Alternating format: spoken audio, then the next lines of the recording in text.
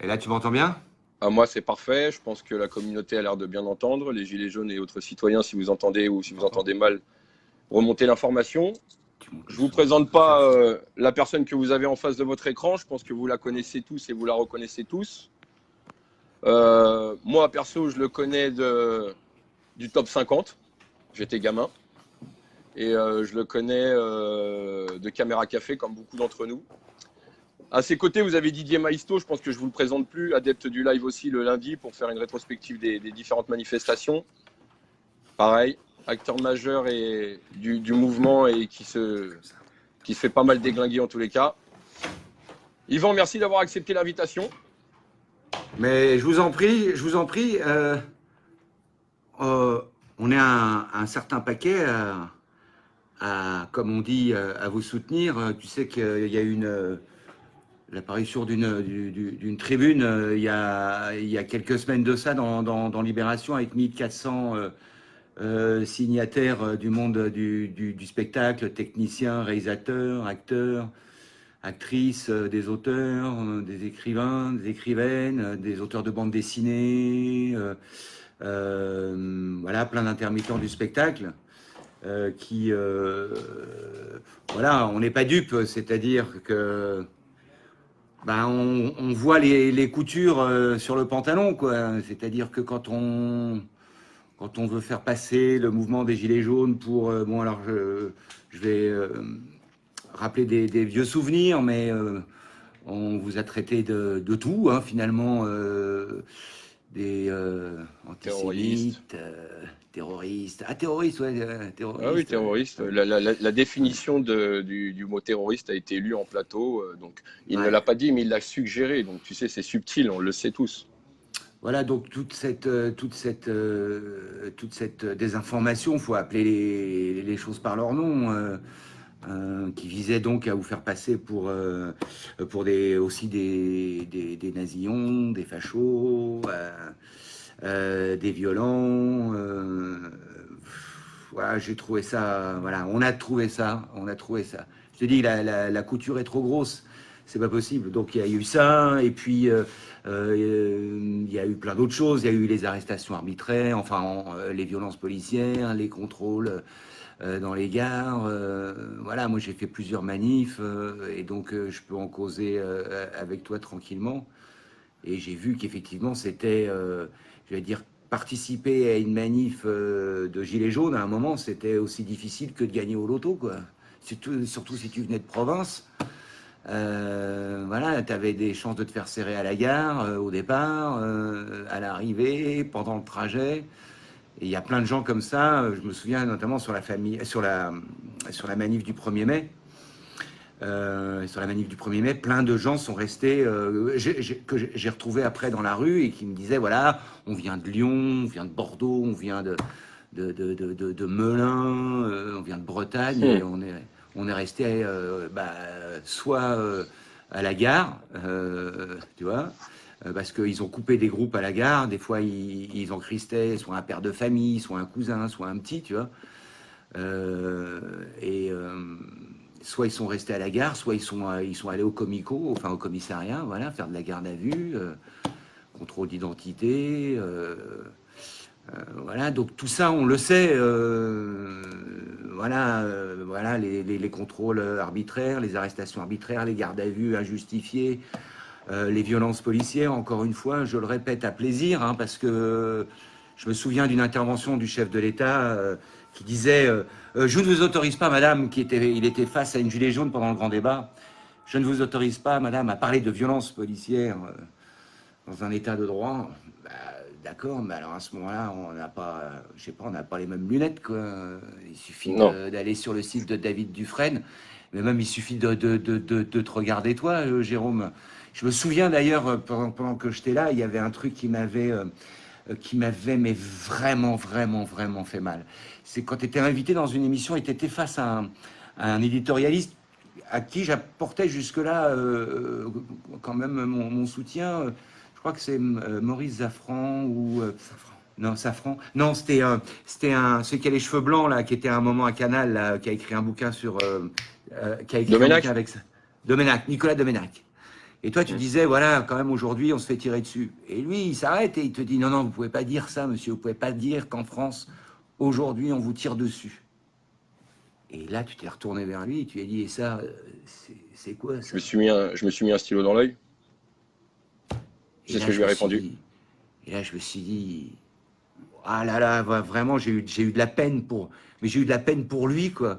Évidemment pour toi, mais pour lui, comment, enfin, il a dû se trouver vraiment super con, quoi. Tu vois, c'est comme quand ça n'a pas de rapport, hein, comparaison des paraisons, mais c'est comme quand il y a eu la grève des cheminots, tu vois, pour protéger le service public, et puis que il y a un mec comment on fait toujours venir sur les plateaux, là, tu sais, les vieux de la vieille, là, les vieux néolibéraux, là, qui disent non, mais ça suffit, on est pris en otage. Le mec, il a dit ça à un délégué syndical de Sudrail. Nous, J'ai un les doute pas. usagers, vous nous prenez en otage. Et il se trouve que le délégué de Sudrail, il a été vraiment pris en otage, T'as lui, vu, au c'est ça, Bataclan. la sémantique des mots, c'est ça qui est importante. Et ils en ont aucune, Tu vois, François de Closet, tu vois. Et il lui a dit, attendez, vous parlez de prise en otage? Moi, monsieur, j'étais pris en otage au Bataclan. Ah, je peux dire que l'autre, il a fait museau, mais direct, ça a calmé, tu vois. Mais tu sais, moi l'impression que j'ai au final des médias aujourd'hui, Mhm. c'est que tu prends un plateau lambda, tu prends un plateau lambda et qu'est-ce qui se passe? Tu as un journaliste en bas là, qui est au milieu qui passe les plats et le reste, c'est que des consultants, des spécialistes en politologie, en ce que tu veux, en communication, stratégie de la police. Enfin, c'est que des consultants, donc des mecs qui sont aptes à donner leur avis, soi-disant, mais qui n'ont aucune connaissance, si ce n'est celle des chaînes de télé, de ce qu'ils regardent. Donc au final, ce n'est pas des journalistes qui ont un témoignage brut et qui témoignent de ce qui se passe, ce sont des mecs qui donnent leur avis et ne disent, passe-moi l'expression, que de la merde. Parce qu'ils sont complètement déconnectés. Et l'impression que ça me donne, c'est des mecs en costard-cravate, jean basket, ils viennent à l'émission, ils balancent leur buzz, leur merde, et derrière ils prennent le chèque et ils rentrent chez eux sans en juger les conséquences qu'il peut y avoir derrière sur les paroles qu'ils peuvent avoir. Tu Mhm. vois, et c'est ça qui est regrettable aujourd'hui. Et c'est ça qui fait aussi défaut aux Gilets jaunes, c'est de laisser parler des gens qui n'ont aucune connaissance de ce qui se passe réellement dans la rue. Et moi, je les invite à venir dans la rue pour voir la réalité des choses. Parce que du haut de leur petite tour, ils ne voient pas ce qui se passe. Ils ne savent pas ce qui se passe. Ils sont dans l'entre-soi, ils discutent entre eux. On est une bande de Zoulous qui pensent qu'à tout casser. Non, on est une bande de copains en colère qui vont chercher le pain. Et à défaut de recevoir le pain, on prend des pains dans la gueule. Et c'est ça toute la différence. D'accord? Maintenant, j'aimerais te poser une question, Yvan. Qu'est-ce qui a fait, toi, personnellement, du moins, peut-être t'inscrire, c'est peut-être un mot un peu fort, mais dans ce mouvement, de t'intéresser à ce qui se passe? Est-ce que c'est une question politique ou c'est une question sociale qui fait que tu as été prêt à signer ce manifeste? En tout cas, à titre personnel, parce qu'il est difficile d'interroger les 1400. Ouais. En fait, moi je suis fils de communiste, donc si tu veux, pour moi tous les rapports sont sociaux. Enfin, je crois à ça. Je crois que tout est politique. Tout est politique. Alors, c'est mon point de vue, hein, mais les échanges qu'on a aujourd'hui, c'est politique. Le fait que tu aies perdu un œil, c'est politique. Le fait que tu te sois levé avec des milliers et des milliers de personnes dans toute la France, c'est politique. Vous vous êtes pas levé à un moment, enfilé un gilet jaune, vous levez à 4 heures du matin pour laisser passer les gens au péage, parce que vous aviez envie de prendre l'air ou parce que vous aviez envie de faire griller des merguez. Je conteste pas le plaisir de la merguez. Mais Il y en a que il y a ça autre dérange. chose derrière. Il y a autre chose derrière, tu vois. Notre société aujourd'hui, pour moi, elle est régie par des rapports de force. Voilà. Il y a les opprimés et ceux qu'oppriment. Il y a ceux qui sont au-dessus de la pyramide et puis il y a ceux qui sont en dessous. Et tu remarqueras qu'on est souvent beaucoup plus nombreux en dessous qu'au-dessus. Donc, j'ai donc une lecture sociologique et politique des mouvements sociaux. Et qu'on le veuille ou non, pour moi, encore une fois, ce qui se passe avec les gilets, c'est un mouvement social. C'est un mouvement social. Ce sont des gens qui, à un moment, veulent reprendre leur destin en main et ils veulent être respectés en tant que citoyens et vivre dignement de leur travail.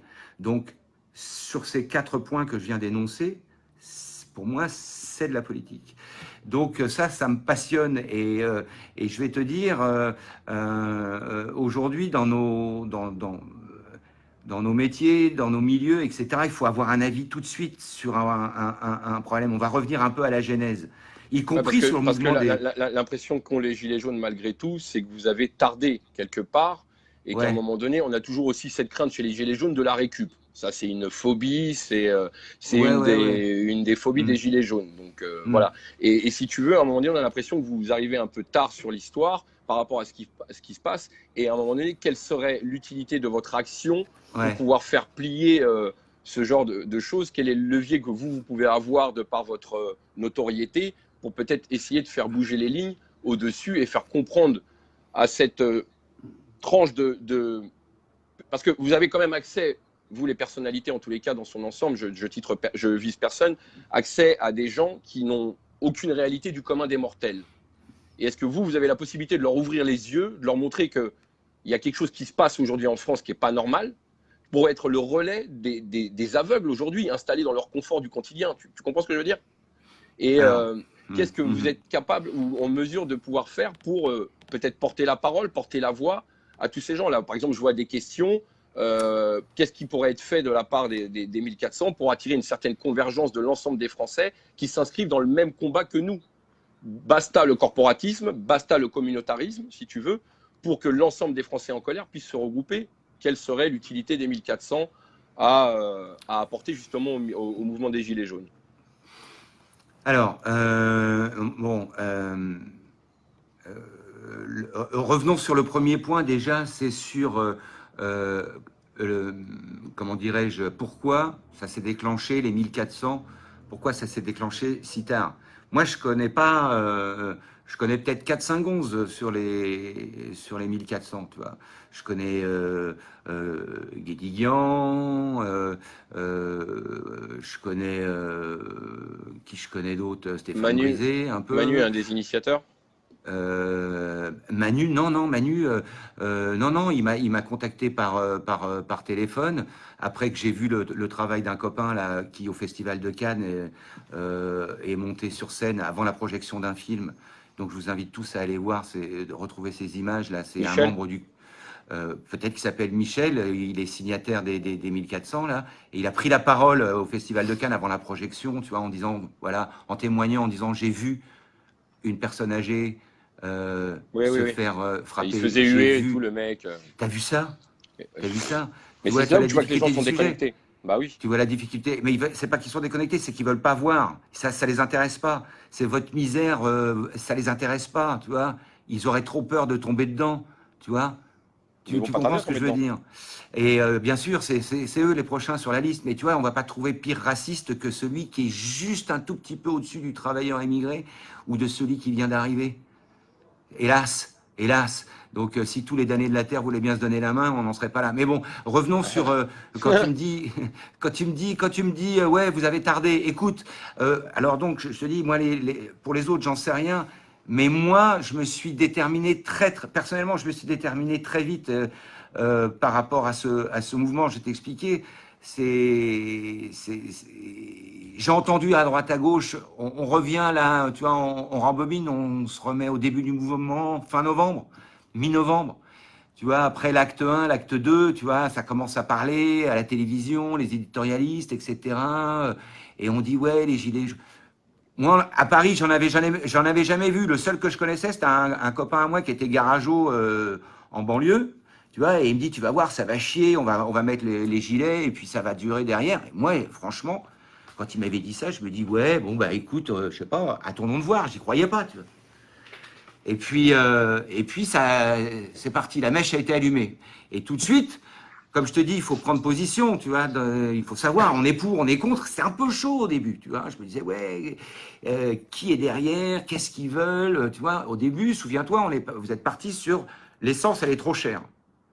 C'était l'augmentation de la taxe carbone, je crois. Ouais, enfin, le fait que l'essence transition écologique, la taxe de la transition écologique avec, sans faire de jeu de mots, un trop plein de taxes. Voilà. Et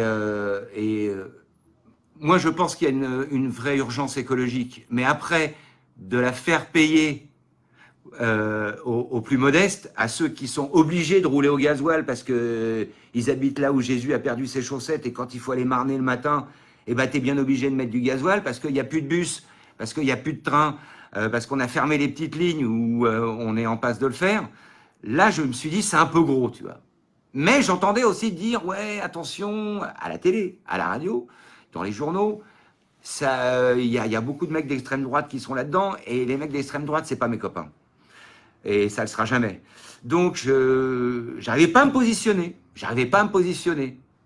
Et 15 jours après, après l'acte numéro 2, je suis quand même... Non, le numéro 2, je suis allé sur les champs, et là, ça a commencé à chier. C'est le jour où ils sont rentrés, où les gilets jaunes sont rentrés dans... Certains gilets jaunes sont rentrés dans l'Arc de Triomphe. Ouais, c'était le 3. Aussi... Alors, c'était le 3. Et là, ça chiait vraiment, quoi. Et là, j'ai vu Paris, mon pote, comme jamais, quoi. Et j'ai vu des casseurs, et j'ai vu des gilets jaunes aussi qui pétaient des trucs. Mais aussi, j'ai vu des gilets jaunes qui m'ont dit, monsieur, faut pas rester là. Là, c'est trop chaud. Et qui m'ont montré par où il fallait sortir de là. J'ai vu ça aussi. Et j'ai vu, comme des millions de Français aussi, le gilet jaune qui a filé la main au CRS, qui est tombé au pied de l'Arc de Triomphe et qui l'a aidé. À s'enfuir. Je le connais, le mec. Et le pire dans tout ça, c'est que le mec a été convoqué par la police. Limite, il était mis en tort. Alors que le mec, il l'a relevé. Putain, j'ai oublié son nom. Je le connais, il est du 60. Il est de la région. Il est pas loin. J'ai discuté avec lui. Et le mec, il s'est fait convoquer par les flics, quoi. Il a aidé leurs collègues. Il se fait convoquer par les flics, limite incriminé. Mmh. Alors, du coup, on l'a tous vu, cette scène. Je poursuis. Je descends dans le sud pour bosser. Et là, dans le sud, je vois des gilets jaunes partout, mais partout, sur les tableaux de bord, au carrefour, au rond-point, tu vois. Et le studio où on enregistrait, il était juste à côté d'un rond-point, d'ailleurs, ça s'appelle la Méridienne, et donc je leur tire mon chapinos parce que on s'est vu plusieurs fois. Un soir, je me suis arrêté et je dis, bon allez, voilà, comme je t'ai dit tout à l'heure, on va se renifler le derrière, moi je veux voir à qui j'ai affaire. Je veux voir qui sont ces gilets jaunes, tu vois. Qui c'est? Qu'est-ce qu'ils veulent? Pourquoi ils sont là? Et donc on s'est arrêté, on a discuté, et là j'ai vu, bon bah, qui c'était les gilets jaunes? J'ai vu qu'il y avait des personnels hospitaliers, il y avait des précaires, il y avait des chômeurs, il y avait des punks à chiens, il y avait des retraités, et puis après on a parlé politique, puisque je t'ai dit, je suis passionné par ça, et je dis, bon alors toi tu votes quoi toi?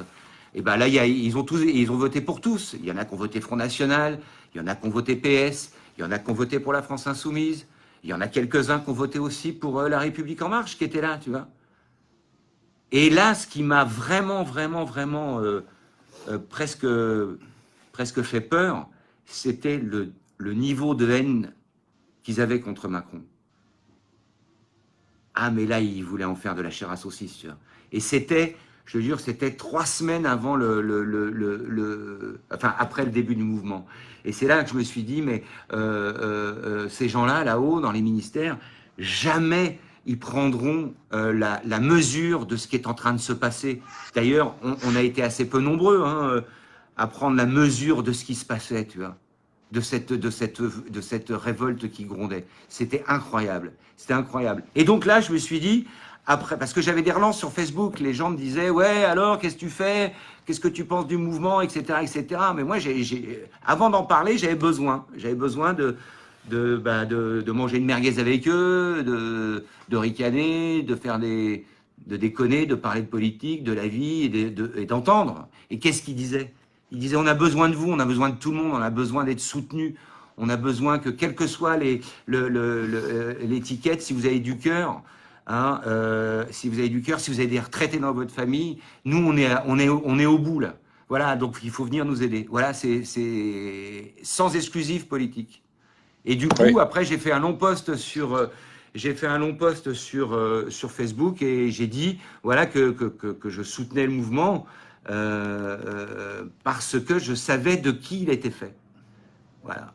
Et j'en ai parlé partout après, tu vois. Après, on en a parlé avec Didier, on s'est rencontrés un peu plus tard par l'intermédiaire des réseaux sociaux. Parce qu'après, j'ai vu tout le truc se mettre en route, si tu veux. J'ai vu le truc se mettre en route, j'ai dit, putain, les gilets jaunes, ils mettent le doigt là-dedans, mais ils savent pas, les copains. Ils savent pas ce qui les attend, parce que là, vous allez... ce que je prévoyais, c'est que ça allait être très dur et que Sans déconner, je ne pensais pas qu'ils iraient aussi loin dans la répression policière.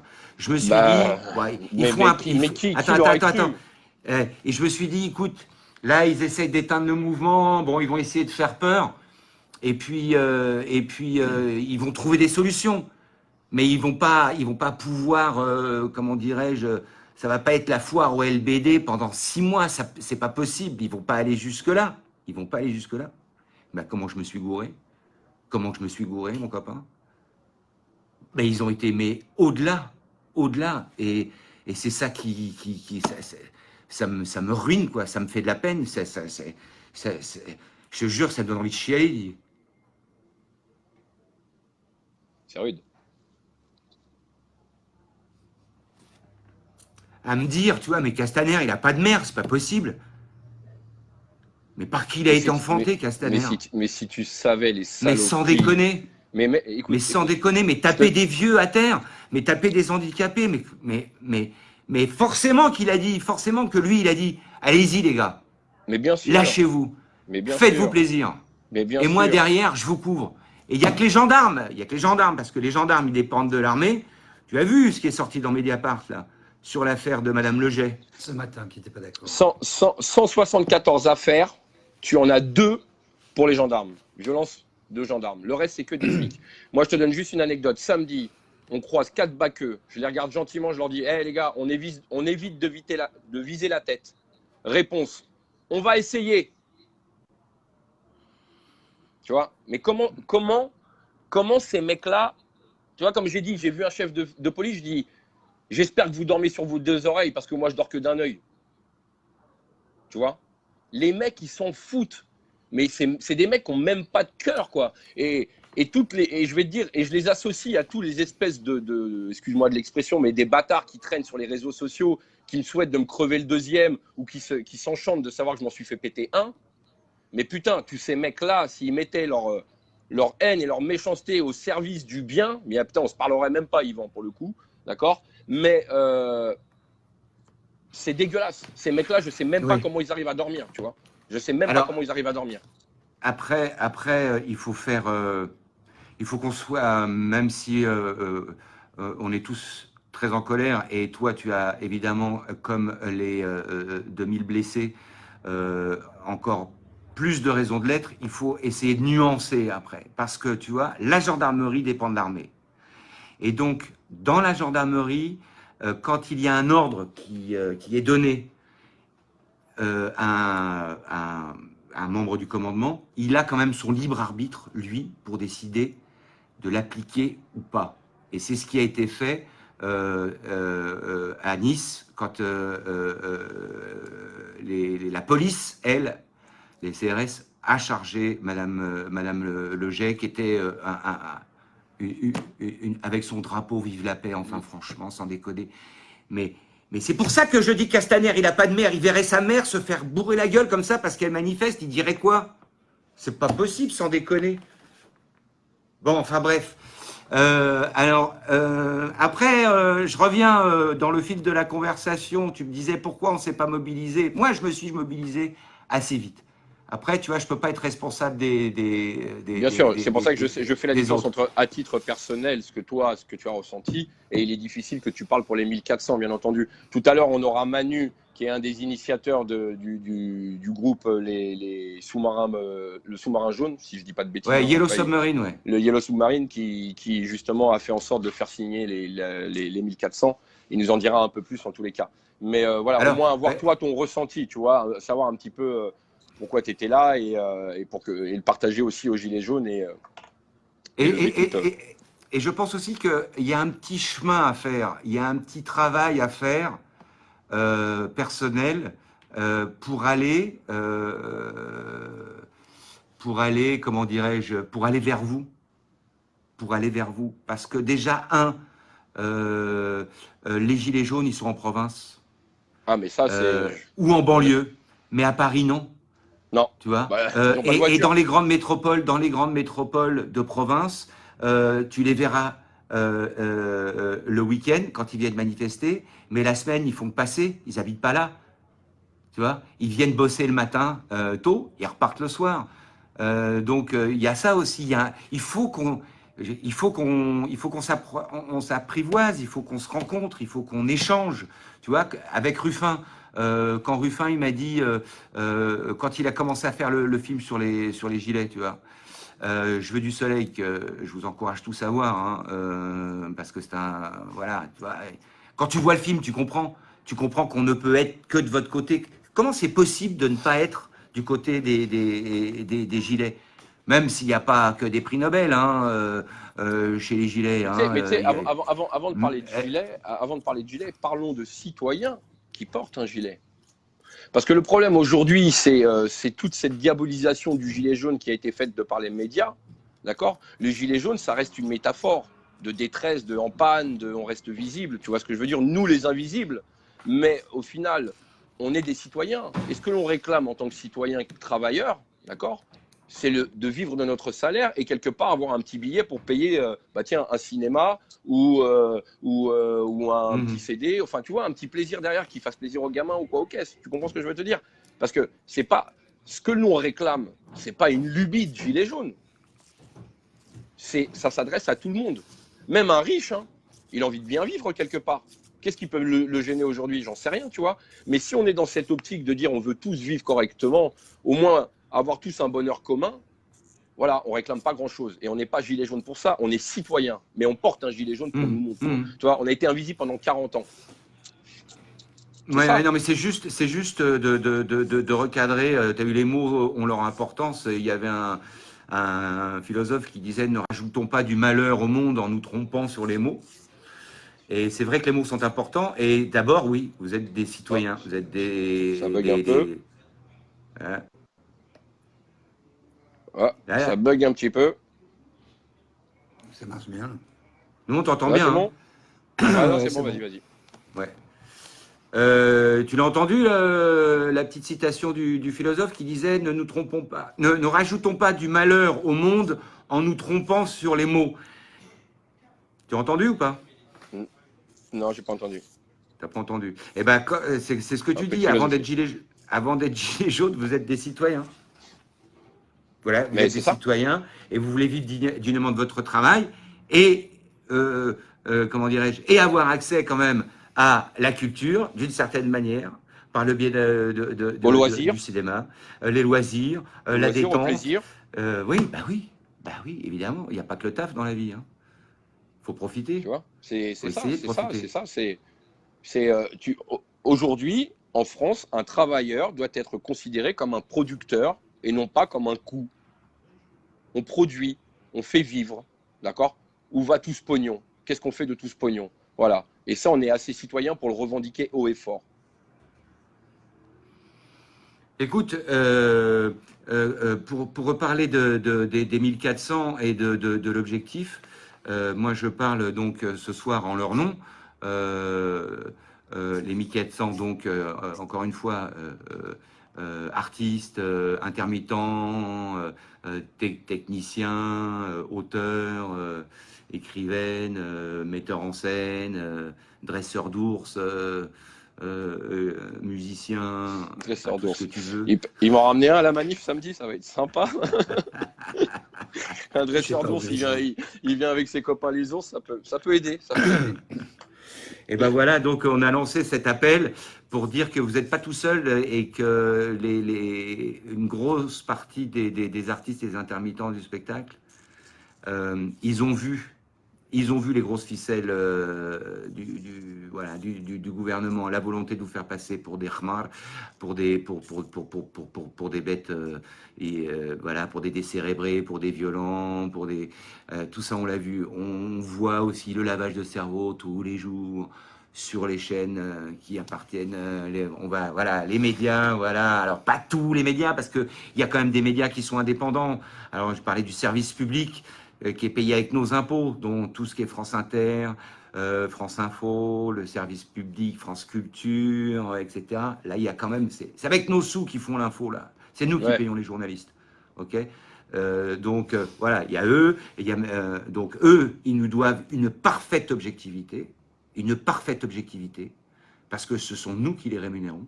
Et puis après, tu as d'autres sites, tu as des radios, tu en as une derrière moi, Tous les journalistes indépendants qui traînent aujourd'hui sur les différents réseaux sociaux, qui ont eux une autre vue de ce qui se passe, parce qu'ils sont plus internes au mouvement, et beaucoup restent dans leur boulot, c'est-à-dire en tant que témoin et non pas en tant que prise de parti, pardon. Tu vois, Donc, par exemple, c'est ça qui est intéressant.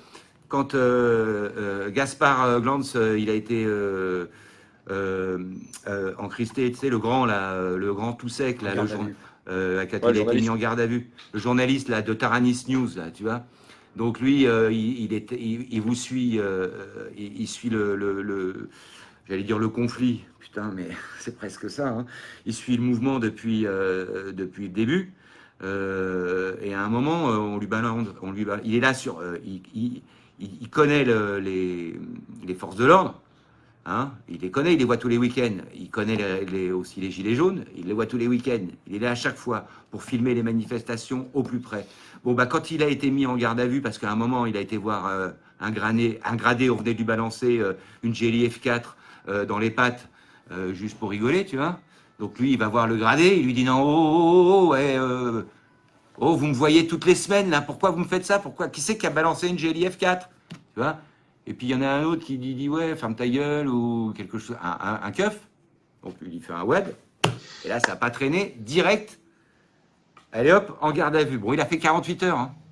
Tu vois, un journaliste qui est mis en garde à vue, tu trouves ça normal? Alors moi, je suis allé avec quelques copains, avec le Bruno, là, le Gassio, là, Bruno Gassio, l'ex-auteur des Guignols, et puis quelques journalistes, une poignée, on est allé l'attendre à la sortie de la garde à vue. J'ai vu la vidéo quand il est sorti de sa garde à vue.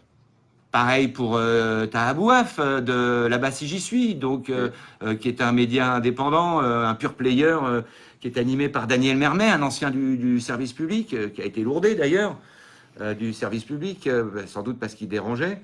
Lui aussi, il a suivi une grève quelque part, un mouvement social. Allez hop, 48 heures de garde à vue, tu vois. Et ils lui ont démis l'épaule et puis ils l'ont traité de petite salope quand ils étaient bien tranquilles dans la bagnole. Hein, à l'abri des regards indiscrets. Et ben voilà, moi, tu vois, j'y vais, quoi. Et je vais défendre ces mecs-là. Et si on veut avoir une information indépendante, l'information, tu vas pas pouvoir aller la chercher du côté de BFM ou de C8. Ces médias appartiennent à des milliardaires.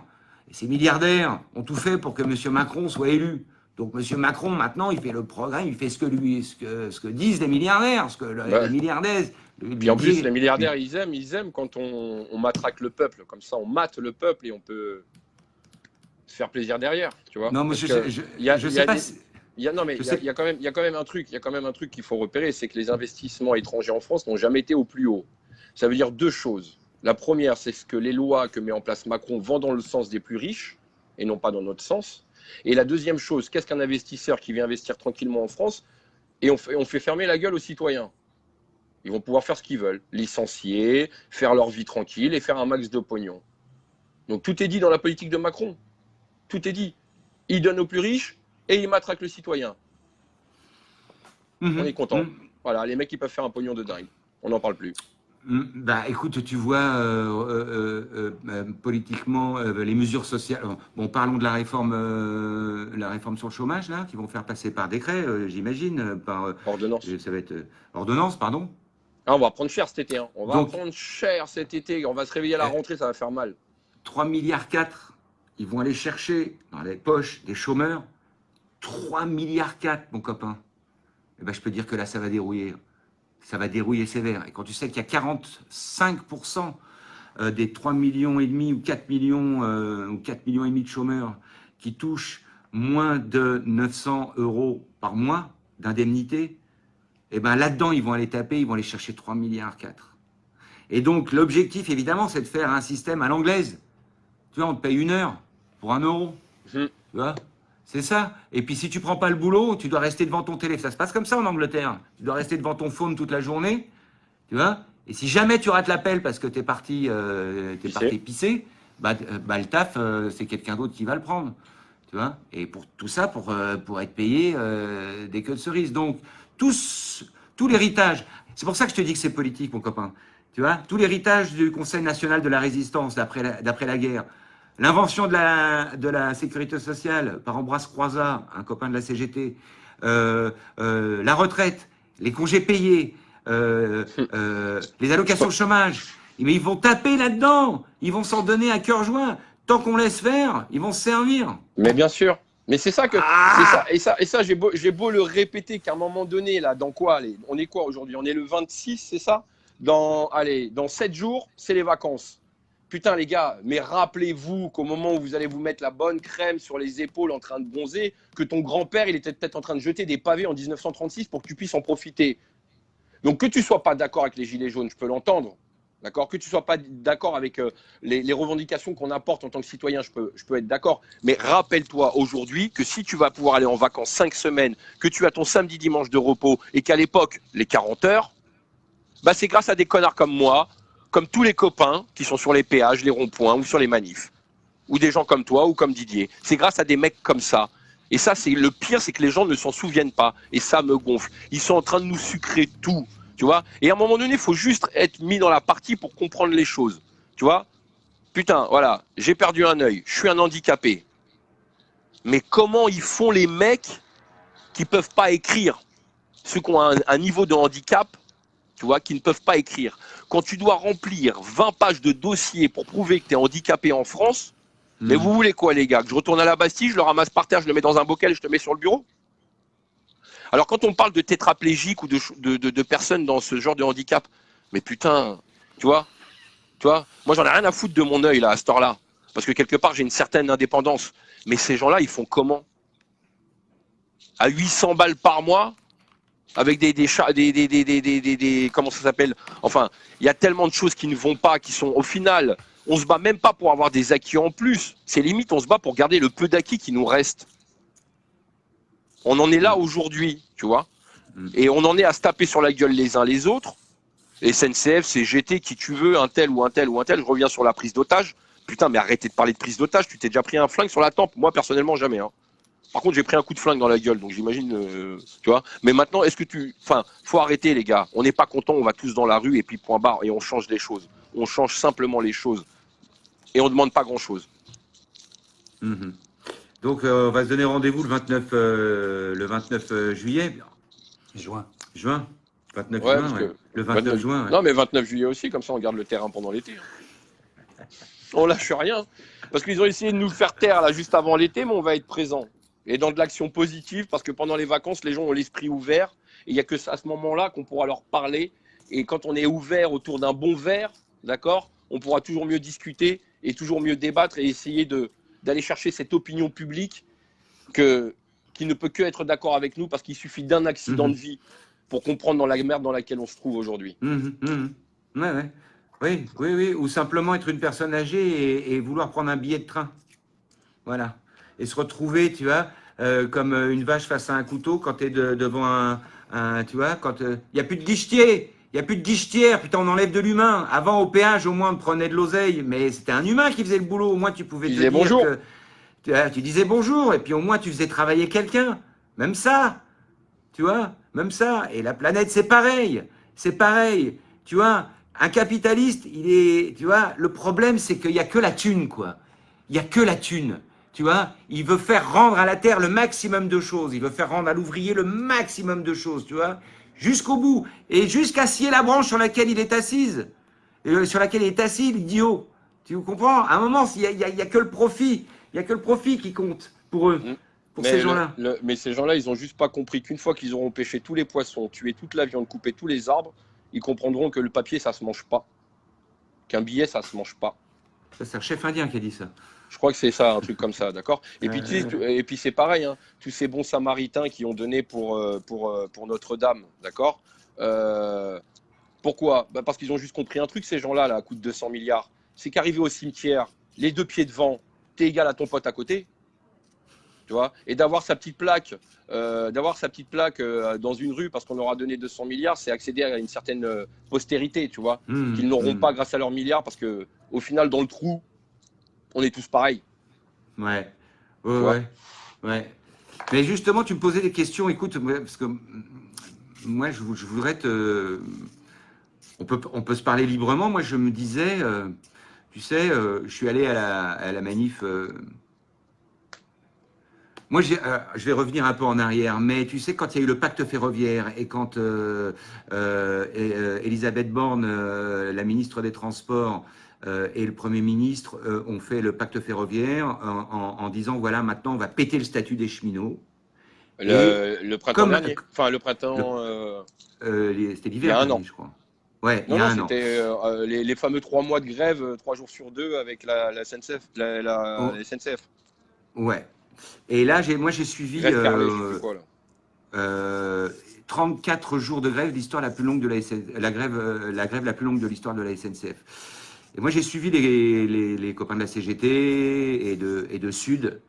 Ils ont fait la grève pendant 34 jours, ou 33 jours, tu vois, pour le service public, pour défendre évidemment leur statut de cheminot, et aussi pour... Ah, merde. Il faut savoir Ça a que, bugué. tu sais, Ah oui, non, c'est bon.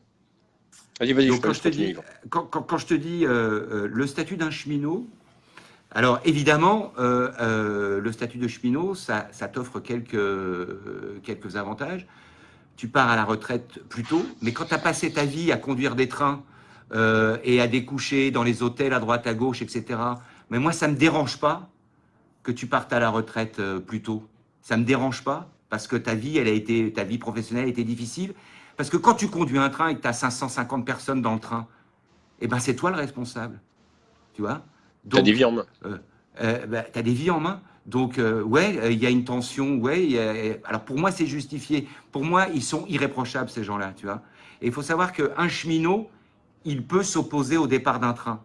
Si pour lui, il n'y a pas toutes les consignes de sécurité qui sont réunies, lui seul, avec son statut de cheminot, il dit, bah non, le train ne partira pas parce que moi, j'ai décidé que le train ne partirait pas compte tenu qu'il n'y a pas toutes les conditions de sécurité qui sont réunies, tu vois. Et quand ils ont fait cette grève, vous n'étiez pas là. Le mouvement n'était pas né, tu vois. Et ils sont restés tout seuls dans leur coin, tu vois. Et eux, ils se battaient déjà, ils avaient déjà ouvert le combat pour ce que vous avez repris après. Écoute, Pour ce que vous avez repris après, c'est-à-dire la défense. on va se parler franchement, d'accord? On va se parler franchement. Au tout début du mouvement, il y en a beaucoup qui disaient mais ils sont où? D'accord? Ils sont où? Hein? Il y en a Qu'est-ce que tu as dit? au début du mouvement, il y en a beaucoup qui disaient ils sont où? D'accord? Qui? La SNCF, par exemple. Moi, Tu veux dire les cheminots et les cheminotes? Ouais, les cheminots pendant le mai. Moi, j'ai simplement répondu les gars, quand eux, ils font grève, la seule chose qu'on fait, c'est râler, dire qu'on est pris en otage et que les mecs, ils en gagnent trop. Mais moi, je le répète, je suis pas là pour me battre pour être jaloux de l'autre. Je suis là pour me battre pour avoir la même chose que lui. Si le mec de la SNCF, il peut partir plutôt à la retraite pour la dureté de son travail, ou ici, il fait un billet de 100 € en plus, tu sais, la fameuse prime de charbon, qu'elle existe ou qu'elle n'existe plus, on s'en fout. Mais il a un billet en plus. Moi, je m'en branle, c'est le billet qui compte. Le nom, on s'en fout qu'on lui donne. D'accord? C'est le beefsteak que tu auras à la fin du mois. Ben, moi, j'aimerais avoir la même chose que lui. Je ne vais pas me battre pour lui enlever. Ben, surtout pas. Tu vois, tu reprends les députés, leur avantage de pouvoir enterrer les membres de leur famille avec de l'argent, on leur file de l'argent, 2370 € pour enterrer les membres de sa famille.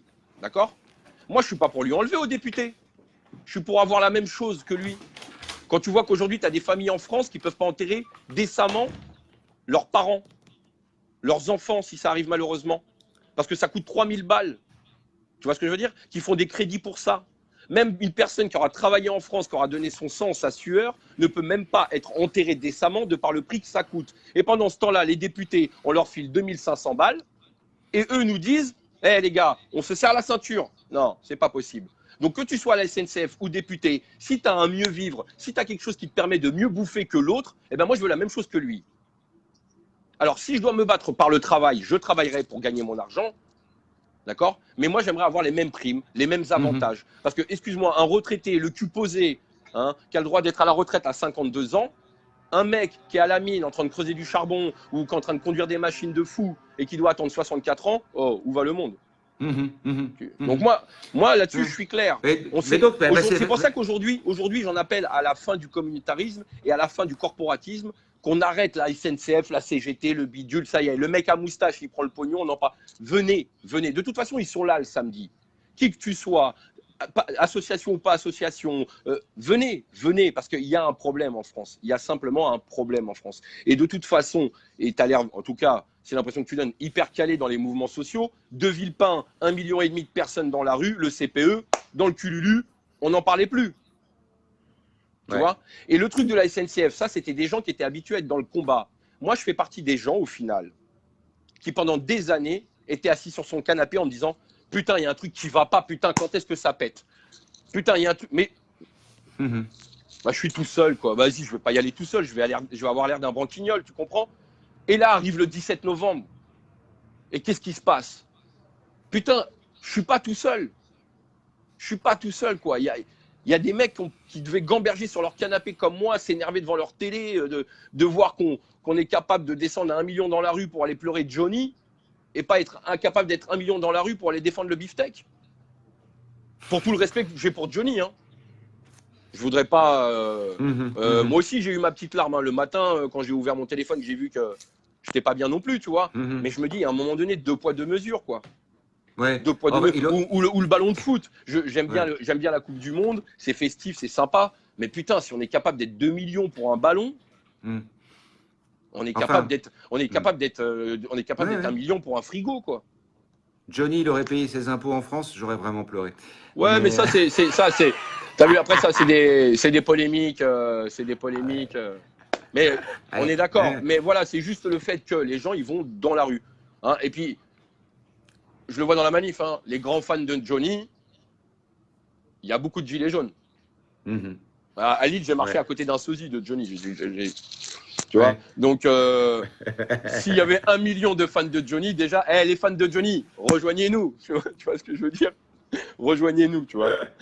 Mais en tout cas, voilà, moi, je suis pour ça. En fait, ce que tu es en train d'expliquer, c'est que tu as découvert d'une certaine manière, tu as découvert la lutte. Voilà, t'es devenu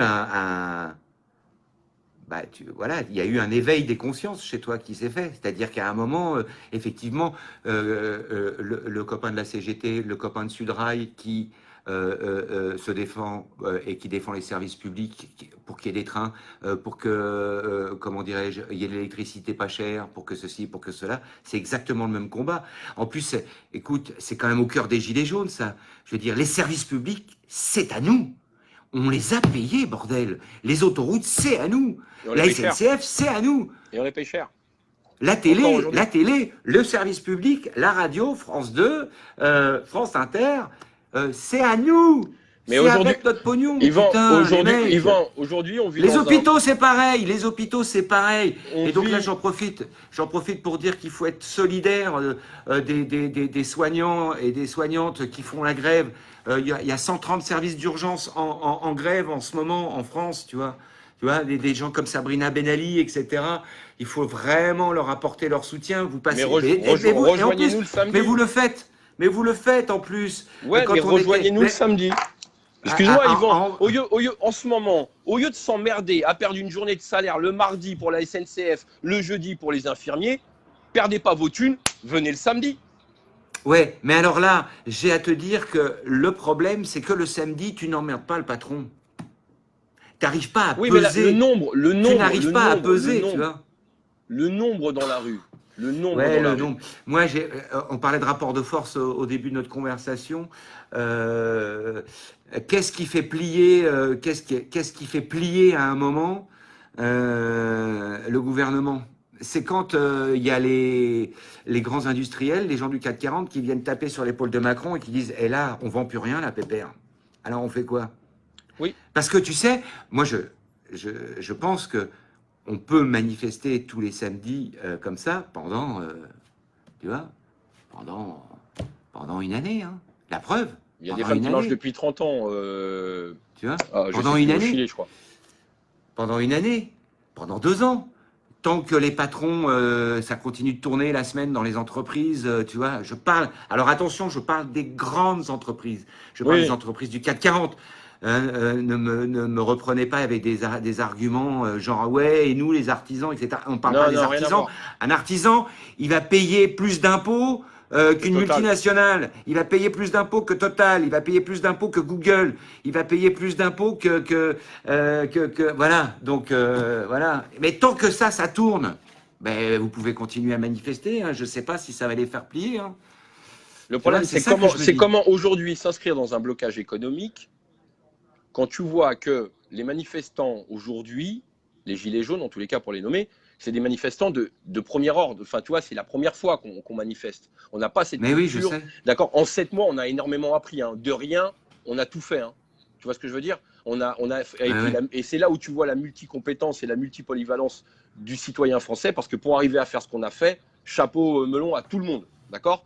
Maintenant, aujourd'hui, il nous manque cette expérience du blocage économique, parce que les gens qui manifestent sont des petites gens qui, au 15 du mois, n'ont plus rien. Comment tu veux qu'on s'arrête une semaine? On est justement dans la rue parce qu'il nous manque une semaine de salaire peut-être. Tu vois, pour donner un ordre d'idée, 300 balles. Tu vois, et c'est ça aujourd'hui. Donc il faut aujourd'hui avoir tous les acteurs moi je me rappelle 95, toi tu parles de la SNCF. 95, je prenais la ligne B du RER, pour aller une station, les rails elles étaient rouillés. Pas un train pendant un mois. Mmh. Pas d'école, pas de lycée. C'était. Et à l'époque, je l'ai déjà raconté sur des lives, c'était un routier qui s'appelait Tarzan, le fort en gueule, qui avait foutu le feu à la France et qui avait fait plier Juppé et la Juppette, c'est-à-dire les premières lois pour augmenter l'âge de la retraite.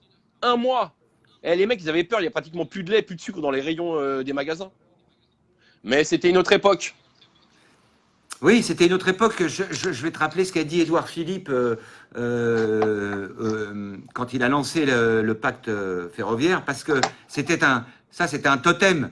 Si tu veux, s'ils arrivaient à faire basculer les cheminots, à les faire rentrer dans le rang, après c'était la porte des étoiles qui leur était ouverte. Et Édouard Philippe a dit, ça bug de temps en temps. Souvenez-vous bien de cette phrase. Hein, tu m'entends là ou pas? Ah putain. Allô? Il y a de la merde dans le tuyau, Pépère? Yvan, ça a bugué. Je ne sais pas si ça a bugué pour tout le monde. Je viens t'envoyer une invitation là, si tu peux accepter. Qu'on dise au revoir à Yvan. Que tu nous dises 2 mots. Voilà. Ah merde, putain, j'ai oublié le casque. Je parlais dans le vent, j'avais oublié le casque. N'importe quoi. Oh, tonton, ça va ou quoi? T'as l'air fatigué, frère. Qu'est-ce qui t'arrive? Ouais, écoute, hein, tu vois, on parlait du service public. Tu prends cher. On parlait du service public. Bah, tu sais, je travaille 7 jours sur 7, voilà. Et donc, c'est vrai que même le dimanche où j'essaie un peu de me reposer, il y a toujours des événements. Et donc, voilà. On est sur le pont, c'est comme ça. Bon, on a bugué, on a quand même discuté pendant une petite heure. Je vais essayer de faire passer Manu s'il est reconnecté et essayer de faire aussi un petit peu le bilan du week-end, parce que on a fait, on a fait un super samedi et j'aimerais en discuter un petit peu avec les copains.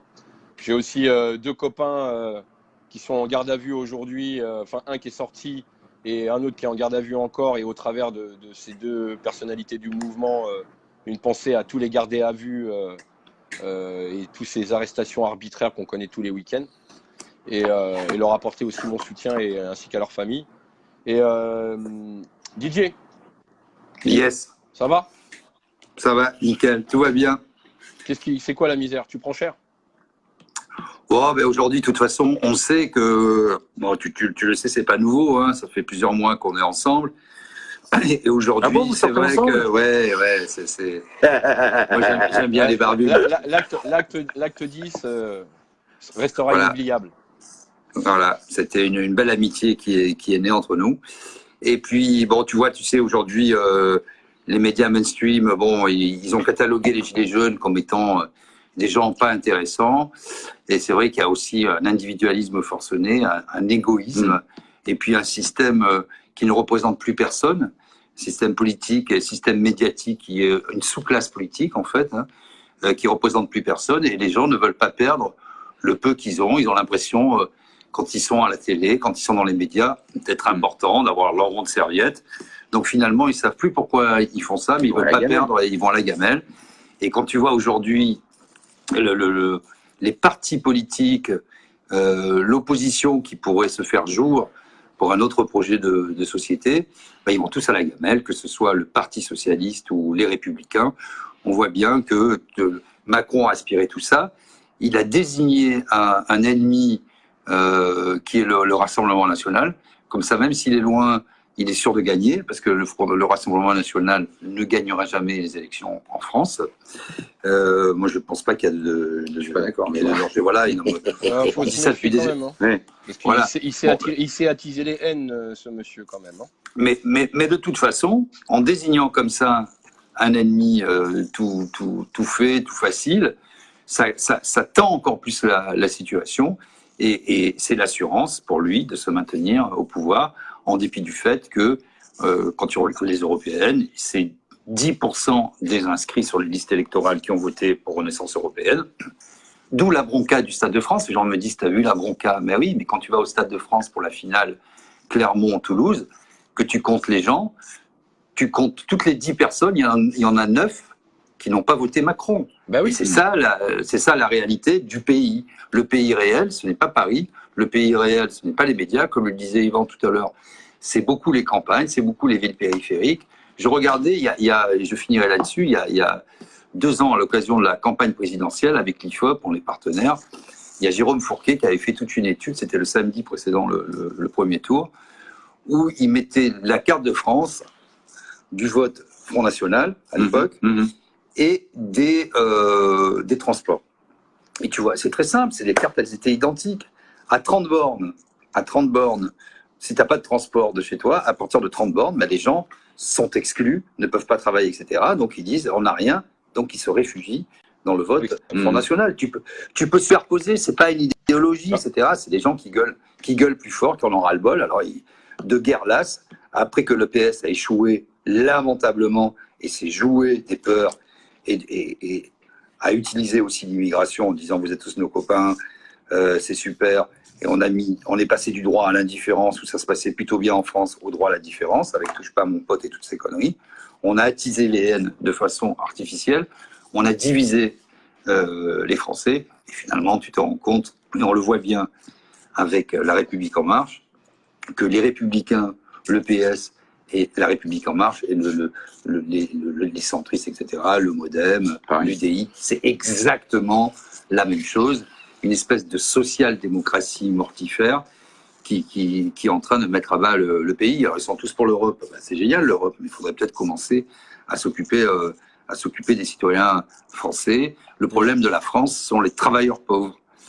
Quand on regarde les Gilets jaunes, et d'ailleurs, on n'est pas suspect je vais parler de l'Institut Montaigne, qui est un think tank plutôt libéral, proche de Macron, puisque l'adresse de La République En Marche était à l'Institut Montaigne. Ils ont fait, je ne sais pas ce qui leur a pris, une super étude. Ils expliquent bien les 4 France, avec la France qui décroche, etc. Et tu te rends compte, en fait, que par catégorie d'âge et par catégorie socio-professionnelle, les Gilets jaunes sont surreprésentés dans les actifs, quelle que soit la catégorie d'âge. Donc, quand on dit que les Gilets jaunes, ce sont des feignants qui vivent au crochet du système, etc., il faut s'inscrire en faux contre ça. Carrément. J'ai publié plusieurs fois ce sont des travailleurs, les pauvres Français qui travaillent et qui n'arrivent plus à joindre les deux bouts. Voilà. Mais il y a quand même quelque chose il faut quand même garder quelque chose de... Tu sais, quand le mouvement est né, en novembre, etc., moi j'étais comme un dingue. Je faisais des bons partout, je dis ça y est, ça va être la révolution. Ça va être la révolution parce qu'il y a un truc auquel je crois. Ça c'est mon côté peut-être un petit peu, je sais pas, un petit peu fleur bleue, tu vois. Moi je crois en l'intelligence du cœur. Et je me suis dit, si tous ces gens-là, ils se retrouvent tous les week-ends, et même dans la semaine, sur les ronds-points, qu'ils soient de gauche, de droite, Front National, France Insoumise, communistes, chefs d'entreprise, ils vont se parler. C'est ce qui s'est passé d'ailleurs. Ils vont se parler. Et là, il y a un truc très puissant qui est né très fort. Très fort. Tu vois, tu disais, je crois que c'est toi qui disais ça, voilà, on a retrouvé la liberté, l'égalité. On a retrouvé la fraternité, il nous manque plus que la liberté et l'égalité à les rechercher.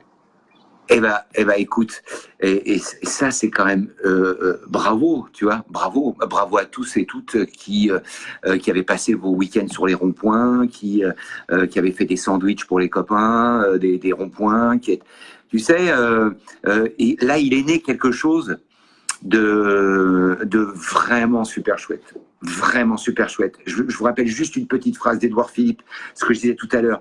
Avant Parce qu'il y a de des faire gens qui passer demandent la... en plus. Ils disaient qu'est-ce que tu allais dire sur Édouard Philippe, donc ils veulent savoir tout. Eh ben, en fait, Édouard, il a dit, avant de balancer le pacte ferroviaire, il a dit « Je compte sur les égoïsmes individuels pour faire passer cette loi ». Souvenez-vous de ça. Voilà. Et à partir du moment où on fait lien, on fait famille, on se voit le week-end, on se voit la semaine, on fait des pâtes ensemble, on s'en renverse sur les pieds, on court sous la mitraille des keufs, et ben là, il y a un truc, mon pote, mais c'est ça la lutte. C'est ça la lutte. C'est ça qui fait que les syndicats, certains syndicats sont si forts. Tu vois, c'est ce que vous avez créé.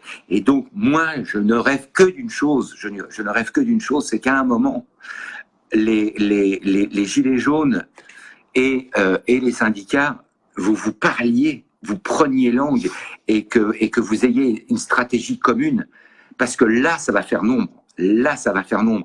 Et c'est pourquoi, quand je suis allé au 1er mai, etc., et que j'ai vu des gilets jaunes qui disaient aux syndicalistes, que ce soit de la CGT ou de Sud, cherchez pas les gars de la CFDT, vous en trouverez pas. Hein. Mais par contre, retournez-vous les gilets jaunes et la CGT et Sudrail, ils sont pas loin derrière. Ils demandent que ça. Ils demandent que ça. Et quand je voyais, planquer des syndicats, etc., vous êtes tous pourris. Non, les copains, faut pas se tromper d'ennemis. Il ne faut pas se tromper d'ennemis. Les gilets jaunes, ils doivent respecter ceux qui ont fait 34 jours de grève à la SNCF pour préserver le service public. Parce qu'aujourd'hui, il faut faire la différence cherche... entre syndicats et syndiqués, d'accord? Les syndiqués, c'est ceux voilà. qui sont sur le terrain, la base. Si tu veux. Et le syndicat, c'est le mec à moustache qui prend le pognon et qui en a rien à foutre de sa base. Parce que c'est eux qui sont dehors. Ouais, monsieur, ça, j'y crois pas.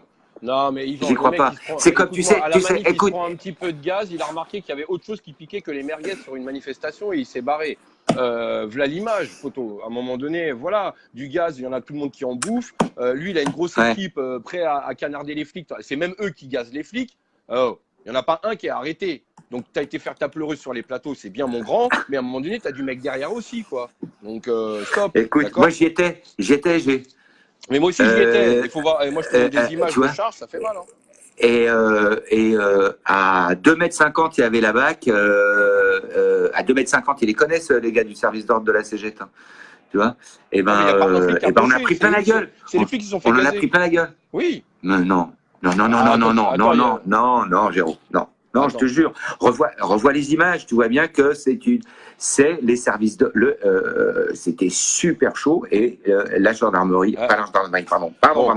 La police a gazé le cortège de départ dans lequel il y avait Martinez. J'y étais. Eh ben à ce moment-là, Monsieur Martinez, bienvenue dans le monde réel. Alors j'imagine que je sais qu'il y a des CGT qui m'ont dit que ça s'était chicané depuis longtemps. Moi aussi j'ai une histoire familiale qui fait que je sais ce que c'est la chicane en manif, d'accord. À coup de chaîne de vélo ou de batte, ça j'en ai entendu parler. Je ne remets rien en cause. Mais à un moment donné, si toi tu es le chef, si toi tu es un leader et que tu es représentatif de quoi que ce soit et qu'au moindre coup de gaz tu sors d'une manif, tu représentes qui?